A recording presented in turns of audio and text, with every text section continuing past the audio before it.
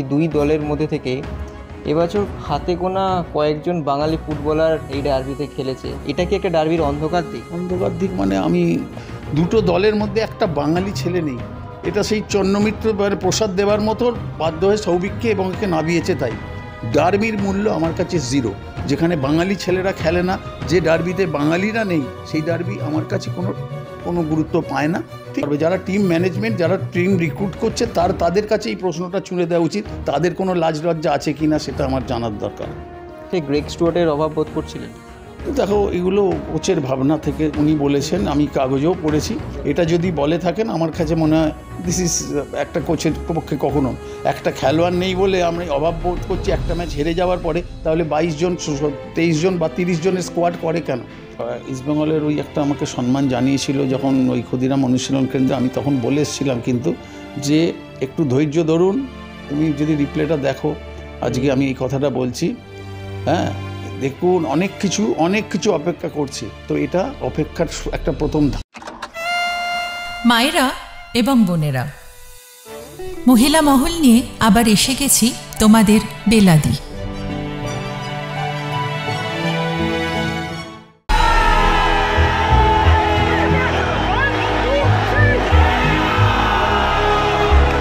নমস্কার দর্শক বন্ধুরা, এছাড়া বাংলায় আপনাদের সকলকে স্বাগত। এবং আরও একটি ডার্বি হয়ে গেল গতকাল, মোহনবাগান এবং ইস্টবেঙ্গল, যেখানে ডার্বির রং অবশ্যই লাল হলুদ।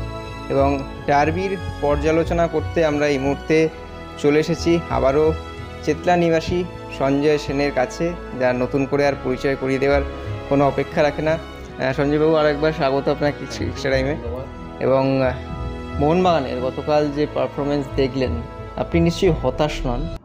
না, হতাশের ব্যাপার না, খেলায় হার জিত থাকে এবং কিছু কমা যেগুলো বলে না, যেগুলো কারণ আমরা এই আগে প্রিভিউতে বলছিলাম যে ডার্বিটা টু আর্লি, মানে একটুখানি আর্লি হয়েছে। এবং আমি এটাও বলেছিলাম যে এটা কোচেদের কাছেও একটা পরীক্ষা, তাদের রেজাল্ট, একটা টিম যেহেতু নকআউট টুর্নামেন্ট, একটা টিম থাকবে, একটা টিম যাবে, এবং এই খেলার পরে কোচেদের কাছেও একটা সুযোগ আসবে নিজেদের দলকে পর্যালোচনা করা, যে কতটা আমরা কোন ক্ষেত্রে পেছিয়ে। তো সেই জায়গা থেকে দেখতে গেলে দেখো, ইস্টবেঙ্গল একটা যেটা হয় কি, যে কোণঠাসা হয় না, কোণঠাসা হয়ে গেলে এবং কিছু নিউ সাইনিং হওয়ার পরে তাদের কোচের কাছেও কিন্তু একটা চ্যালেঞ্জিং ছিল এবং খেলোয়াড়দেরও। এবং আমার যেটা মনে হয় সাইকোলজিক্যাল বুস্ট যেটা হয়েছে, এই যে রশিদের দেশে ফিরে যাওয়াটা, এটাকে হয়তো ড্রেসিং রুমে এটাকেই তাতিয়েছে যে খেলোয়াড়দের বা কোচ বা এক্স প্লেয়াররা, সৌভিকের কথা বলতে সেটা ফুটে উঠেছে যে চলো আজকে আমরা রশিদের জন্য খেলি। তো এইটা সাইকোলজিক্যাল, ফুটবল তো ফিজিক্যাল মেন্টাল একটা ব্যাপার থাকে, ট্যাকটিক্যাল টেকনিক্যালের সাথে সাথে।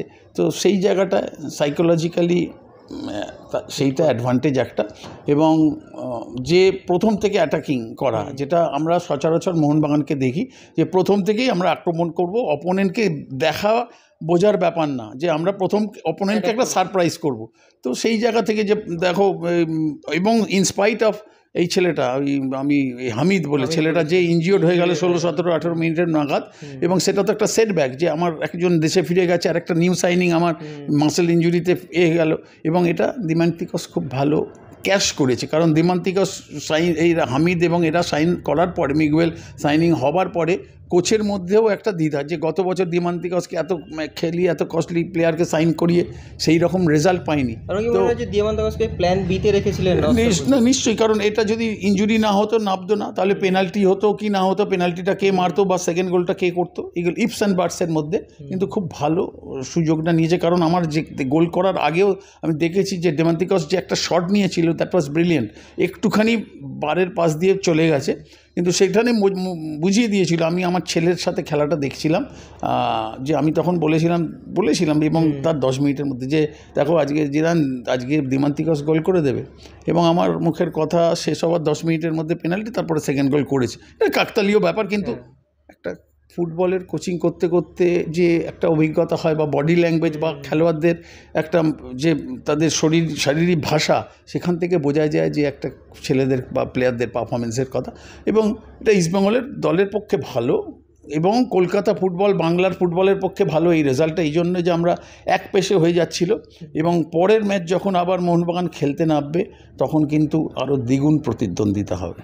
এই ইস্ট বেঙ্গলকে দেখে কি মনে হচ্ছে এবছর এই ইস্ট বেঙ্গল একটা বেটার জায়গায় যাবে বা বেটার পারফরমেন্স করতে? নিশ্চয়ই নিশ্চয়ই। আমি ইস্টবেঙ্গলের ওই একটা আমাকে সম্মান জানিয়েছিল যখন ওই ক্ষুদিরাম অনুশীলন কেন্দ্রে, আমি তখন বলে এসেছিলাম কিন্তু যে একটু ধৈর্য ধরুন, তুমি যদি রিপ্লেটা দেখো, আজকে আমি এই কথাটা বলছি, হ্যাঁ দেখুন অনেক কিছু অপেক্ষা করছে। তো এটা অপেক্ষার একটা প্রথম ধাপ আমার মনে হয়, এবং যে সাইনিংগুলো হয়েছে, এবং এটাও খুব আমার মধ্যেও ডাউট ছিল যে সেবিলি বলে খেলোয়াড়টা আমি খুব ইনজুরি প্রোন, কেমন খেলে, কিন্তু ডিফেন্স সলিডিটি, এবং আমি প্রিভিউতে আমি বলেছিলাম ইস্টবেঙ্গলের যদি ডিফেন্সটা সলিড থাকতে পারে, ডিফেন্সটা যদি স্ট্রং করতে পারে, এনিথিং ক্যান হ্যাপেন। হ্যাঁ ইয়েস, মোহনবাগানকে 1% হলে এগিয়ে রেখেছিলাম, কারণ মোহনবাগানের অনেক খেলোয়াড় আছে যে কোনো সময় তারা ম্যাচ ঘুরিয়ে দেবার ক্ষমতা রাখে এবং রেখেও এসছে এতদিন ধরে, কিন্তু ইস্টবেঙ্গল যোগ্য দল, আমি এটুকু বলতে পারি কালকের ম্যাচে।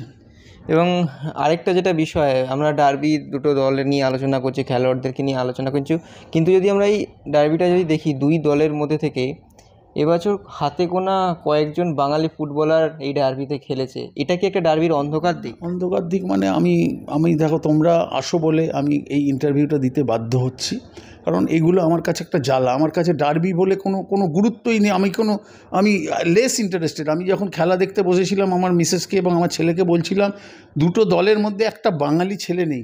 এটা সেই চন্নমিত্র প্রসাদ দেওয়ার মতো বাধ্য হয়ে সৌভিককে এবং একে নামিয়েছে, তাই তাছাড়া তো ওই দীপেন্দুকে নামিয়েছে লাস্টের দিকে, কারণ অল আউট অ্যাটাকে গেছে, একটা ডিফেন্স আশিসকে তুলে দিয়ে তখন অ্যাটাকে চলে গেছে, এবং সৌভিককে ট্যাকটিক্যাল চেঞ্জেস করেছে, ঠিক আছে, কারণ সৌভিক ওই সময় খেলাটা ধরতে পারে, লিডারশিপ কোয়ালিটি আছে। এইটা নিয়ে আমার মনে হয় মোহনবাগান ইস্টবেঙ্গল, আমি তো মাঠে যাই না, বাঙালি খেলোয়াড় ইয়েস, এটার মধ্যে কিন্তু জাতীয়তা যদি বলে মনে হয় যে আমাদের মধ্যে কোনো রকম একটা বাঙালি জাতির জন্য বলছি, ইয়েস আমি বলছি, কারণ আমার কাছে এটার কোনো মূল্যই নেই। এই যে আজকে ইস্টবেঙ্গল জিতেছে, তাদের দল হিসেবে জিতেছে, ডার্বির মূল্য আমার কাছে জিরো। যেখানে বাঙালি ছেলেরা খেলে না, যে ডার্বিতে বাঙালিরা নেই, সেই ডার্বি আমার কাছে কোনো গুরুত্ব পায় না। ঠিক আছে, খেলা দেখতে হবে, আরও দেখব, কিন্তু এটা কিন্তু খুব ইম্পর্টেন্ট, খুব গুরুত্বপূর্ণ জিনিস, এটা ভাবতে হবে। আমার সারা পশ্চিমবঙ্গে 22টা ছেলের মধ্যে একটাও বাঙালি ছেলে পাওয়া যাবে না, সেটা ক্লাব ম্যানেজমেন্ট, এগুলো প্রশ্নগুলো ক্লাব ম্যানেজমেন্টকে থ্র্যাশিং করা উচিত, আমার মনে হয়। মানে গোটা ভারতবর্ষ, মানে বাংলায় আর কি কোনো ছেলে পাওয়া গেল না যারা ডার্বি খেলে? না, সেটা তারা বলতে পারবে, যারা টিম ম্যানেজমেন্ট, যারা টিম রিক্রুট করছে, তাদের কাছে এই প্রশ্নটা ছুঁড়ে দেওয়া উচিত, তাদের কোনো লাজ লজ্জা আছে কি না সেটা আমার জানার দরকার। এবং আরেকটা যেটা বিষয়, সেটা মোহনবাগানের মাঝমাঠে গ্রেগ স্টুয়ার্টের অভাব বোধ করছিলেন? দেখো, এগুলো কোচের ভাবনা থেকে উনি বলেছেন, আমি কাগজেও পড়েছি, এটা যদি বলে থাকেন আমার কাছে মনে হয় দিস ইজ একটা কোচের পক্ষে কখনো, একটা খেলোয়াড় নেই বলে আমরা অভাব বোধ করছি একটা ম্যাচ হেরে যাওয়ার পরে, তাহলে 22 জন 23 জন বা 30 জনের স্কোয়াড করে কেন? এটা আমার কাছে কে নেই না নেই, আমরা সবসময় ভেবে এসেছি কে আছে কে নেই, দল আছে, দল খেলবে, সেই দল হতে হবে, কোনো ইন্ডিভিজুয়ালের ওপর ডিপেন্ডেন্ট করলে সেই দল রেজাল্ট পাবে না। এবং লাস্ট প্রশ্ন অবশ্যই জিজ্ঞেস করবো যে মিগুয়েল কি এই ইস্ট বেঙ্গলের তারকা হতে চলেছেন? দেখো, মিগুয়েল সেটা তো ভবিষ্যৎ বলবে, কিন্তু মিগুয়েল এখনও পর্যন্ত একটাও বল জালে জড়াতে পারেনি, এটা কিন্তু কোচের কাছেও ভাবনার। ইয়েস, অ্যাটাকিং বলো, মাঝমাঠে ডমিনেন্স বলো, অনেক বেশি হোল্ড সুইফট করতে পারে, বাঁপায়ের খেলোয়াড় অনেক বেশি অ্যাডভান্টেজ আছে, কারণ একটা দলে যখন দুটো বাঁপায়ের খেলোয়াড় খেলছিল মাহেশ এবং এটা একটা ট্যাকটিক্যাল অ্যাডভান্টেজ দিচ্ছিল, এবং মাঝমাঠের দখলটা কিন্তু মিগুয়েলের জন্যই, এবং সলক্রেসপো একটু নিচ থেকে খেলছিল, হ্যাঁ সেইটা করতে পেরেছে। এই ধারাবাহিকতাটা দেখাতে হবে, তবেই বলা যাবে, কারণ এই মিগুয়েলকে আরও আমাদের থেকেও বেশি চেনে অস্কার ব্রুজন, কারণ বসুন্ধরা থেকে ছিল, তাকে কিভাবে ইউজ করবে, তার থেকে সেরাটা কী করে বার করবে, তার উপর নির্ভর করছে। এখন ইটস টু আর্লি যে স্টার হতে চলেছে কিনা, কারণ অনেক স্টারকে দেখেছি জ্বলে উঠে ফুস করে, সেই দেশলাই অনেক সময় হয় না, অনেক সময় জলে আবার ফুস করে জ্বলে নিভে যায়, সেইটা যাতে না হয় সেটা দেখতে হবে। এবং সেমিফাইনালে East Bengal Diamond Harbour, Kibu Vicuna Oscar Bruzon, Diamond Harbour যে আই লিগের দল হয়ে যেরকম লড়াই দিচ্ছেন, আইএসএলের টিম জামশেদপুরকে হারিয়ে দিয়েছে, তো এই দুটো তুল্যমূল্য লড়াই কীরকম হবে বলে? দেখো, আমার মনে হয় ধারে ভারে নিশ্চয়ই ইস্টবেঙ্গল এগিয়ে থাকবে, কিন্তু ডায়মন্ড হারবারের কিছু হারাবার নেই, এটা ঠিক। কারণ প্রথম তারা অ্যাপিয়ারেন্সে যথেষ্ট ক্রেডিটেবল পারফরমেন্স করছে এবং মানে ইস্টবেঙ্গল ম্যাচটাও করবে, কারণ তারা এটাই তাদের কাছে জ্বলে ওঠার বা ফাইনালে যাবার, কারণ তারাও তো একটা চিন্তা ভাবনা নিয়ে তারা দল গঠন করেছে এবং খুব তাড়াতাড়ি তারা একটা জায়গায় যাবার চেষ্টা করছে। তো সুতরাং আমরা দেখব ভালো রেজাল্ট। এবং আমি আবার বলছি, এই ডায়মন্ড হারবার যখন মোহনবাগানের সাথে খেলছিল, দুটো দলে দুটো বাঙালি খেলছিল, বা হয়তো খেলেইনি, এরম দেখতে হবে। গত ডায়মন্ড হারবার এবং মোহনবাগানের সাথে যখন খেলাটা হয়, যে ম্যাচটায় 5 গোল না 6 গোল হলো, দিব্যেন্দু খেলছিল, আর ডায়মন্ড হারবারে কোনো বাঙালি ছিল না, আমার মনে হয় ছিল না। রবিলাল গত ম্যাচটা খেলেছে, কিন্তু ওই ম্যাচটা খেলেনি। রবিলাল মান্ডি বোধহয় কার্ড সমস্যা বা গোলকিপার মালিক বোধহয় ছিল, মালিক ছিল, ইয়েস, একমাত্র মালিক গোলকিপার ছিল, এছাড়া কেউ ছিল না। একদমই তাই। এবং ইস্টবেঙ্গল ডায়মন্ড হারবার ম্যাচ হতে চলেছে আগামী পরশু, সেই ম্যাচের দিকে সকলের নজর থাকবে। এবং দুটো বাংলার দল তারা এবছর ডুরান্ডে শেষভাবে প্রতিনিধিত্ব করছে এবং আমাদের সবার নজর থাকবে এদিকে। ধন্যবাদ সঞ্জয়, ধন্যবাদ। Thank you. Extra time.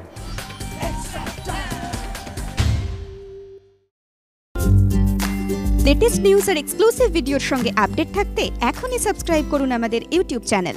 Bell আইকনে ক্লিক করতে ভুলবেন না যেন।